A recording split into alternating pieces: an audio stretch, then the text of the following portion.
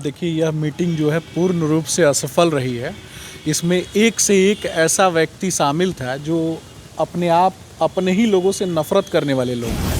आपने देखा होगा कि मीटिंग के दौरान किस प्रकार से मीटिंग का मुख्य एजेंडा जो है वो राहुल जी का विवाह कराने पर चला गया।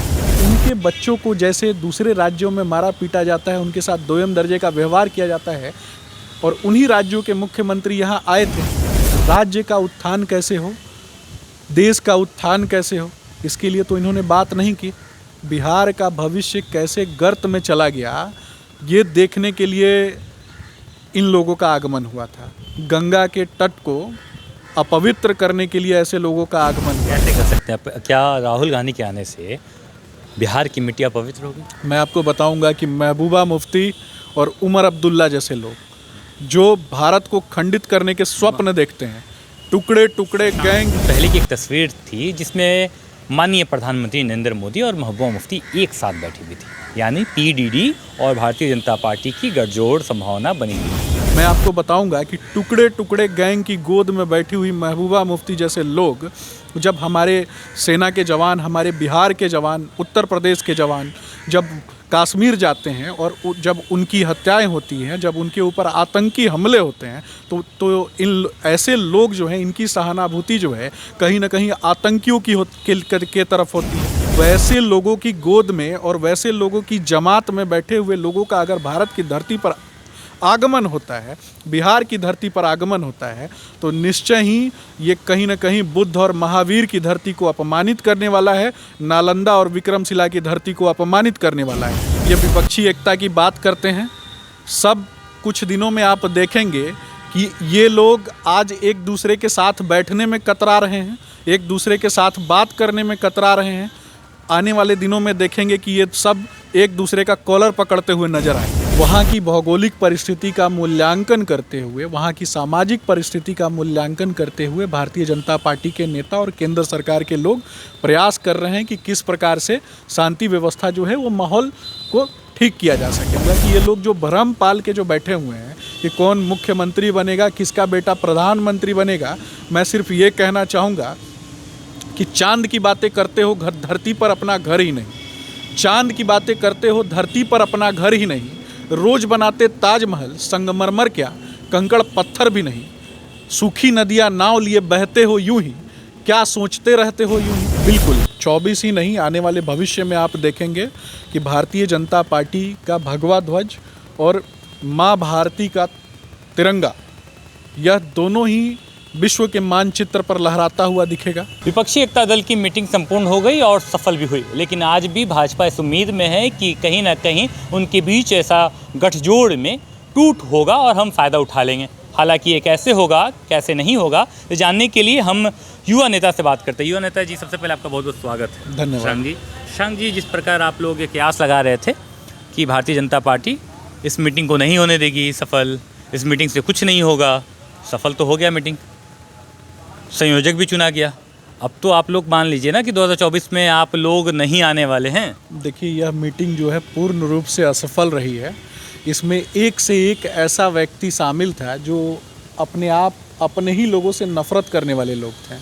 ये एक दूसरे से मुस्कुराकर गले मिलते हैं, परंतु अंदर ही अंदर इनके मन में वैमनस्य है, वैमनस्य के भाव हैं। आपने देखा होगा कि मीटिंग के दौरान किस प्रकार से मीटिंग का मुख्य एजेंडा जो है वो राहुल जी का विवाह कराने पर चला गया। राज्य के संसाधनों का किस प्रकार से दोहन किया जाता है और आम जनता की गाढ़ी कमाई का किस प्रकार से लुटाया जाता है। हमारे बिहार के जो बच्चे दूसरे राज्यों में जाते हैं और बिहार के जो माताएं बहनें हैं, उनके बच्चों को जैसे दूसरे राज्यों में मारा पीटा जाता है, उनके साथ दोयम दर्जे का व्यवहार किया जाता है, और उन्हीं राज्यों के मुख्यमंत्री यहाँ आए थे और उन्हीं परिवारों की जो गाढ़ी कमाई, जो टैक्स का जो हिस्सा है, उसी से इन लोगों का स्वागत किया गया था नीतीश जी के द्वारा। और मुद्दा क्या था? विपक्षी एकता।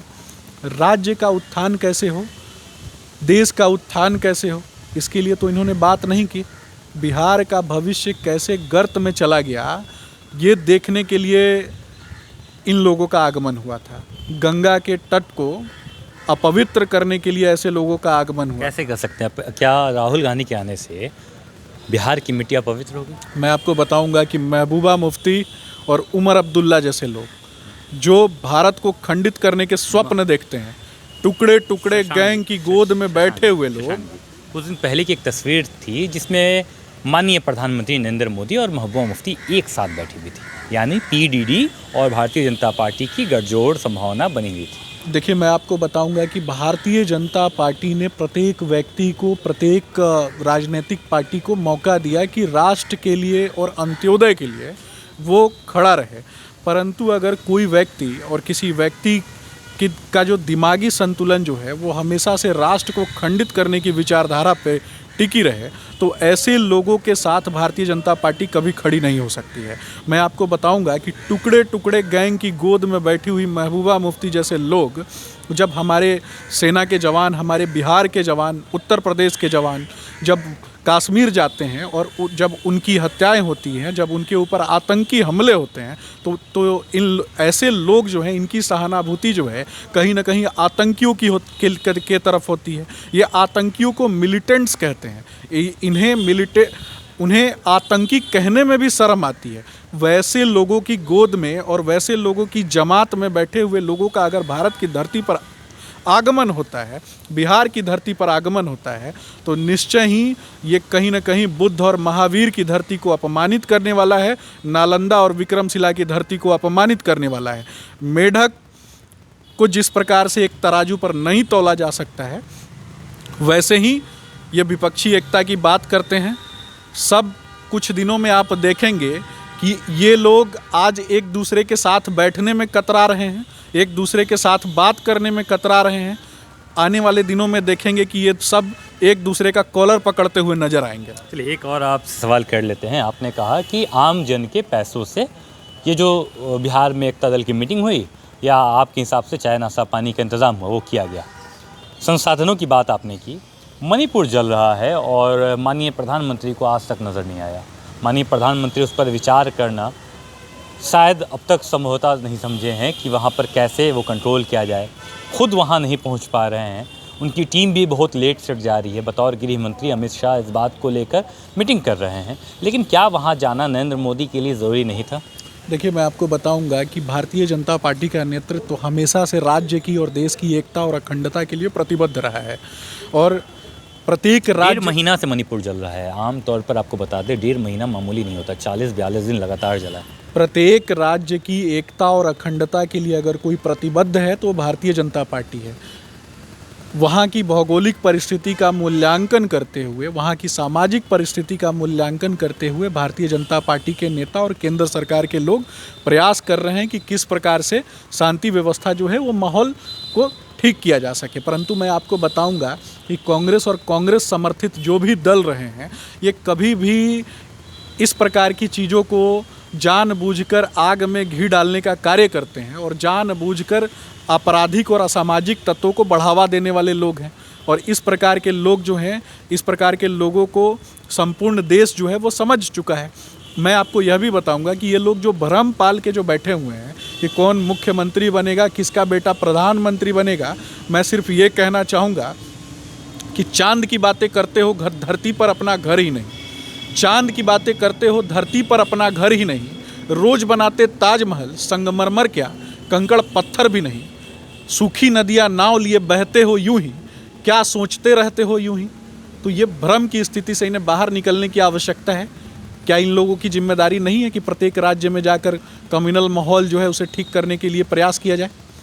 ये लोग सिर्फ आग में घी डालने का कार्य करते हैं। भारत विविध संस्कृतियों का राष्ट्र है। कश्मीर से लेकर कन्याकुमारी तक विभिन्न संस्कृतियों का निवास भारत में है। विभिन्न पंथ, संप्रदाय, मजहब को मानने वाले लोग जो हैं वो भारत में रहते हैं। हम आपको रोकेंगे। आपने कहा विभिन्न धर्मों के लोग, विभिन्न मजहबों के मानने वाले लोग यहाँ हैं और रहेंगे। आपके ही नेतागण बोलते हैं कि अब इसे हिंदू राष्ट्र बना दिया जाएगा। देखिए, मैं आपको बताऊंगा कि हिंदू राष्ट्र की जो परिकल्पना और उद्देश्य है, इसे समझने की आवश्यकता है। जो लोग भी इस प्रकार की बातें करते हैं, सबसे पहले इन विषयों को समझने की आवश्यकता है। ये सिर्फ 1 मिनट और 1 सेकंड का विषय नहीं है। ये बहुत बड़ी एक टॉपिक है। इसे समझने के लिए घंटे 2 घंटे की आवश्यकता है। और मेरा मानना है कि विभिन्न संप्रदाय, विभिन्न मजहब और पंथ को मानने वाले भारत में लोगों का निवास है और सबके साथ और सबके विकास के लिए अगर कोई प्रतिबद्ध है तो वह भारतीय जनता पार्टी है। अंत्योदय के लिए अगर कोई प्रतिबद्ध है तो भारतीय जनता पार्टी है। महिलाओं के लिए, बच्चों के लिए, बुजुर्गों के लिए अगर कोई प्रतिबद्ध है तो भारतीय जनता पार्टी है। 24 के चुनाव में मोदी जी परचम लहरा रहे इस बार या नहीं? बिल्कुल, 24 ही नहीं, आने वाले भविष्य में आप देखेंगे कि भारतीय जनता पार्टी का भगवा ध्वज और माँ भारती का तिरंगा, यह दोनों ही विश्व के मानचित्र पर लहराता हुआ दिखेगा और भारत के आम जनमानस, इनका उत्थान किस प्रकार से हो, भारतीय जनता पार्टी के कार्यकर्ता किस प्रकार से आम जनता की सेवा करें, इसके लिए वचनबद्धता के साथ अगर कोई आगे बढ़ेगा तो भारतीय जनता पार्टी का प्रत्येक कार्यकर्ता आगे बढ़ेगा।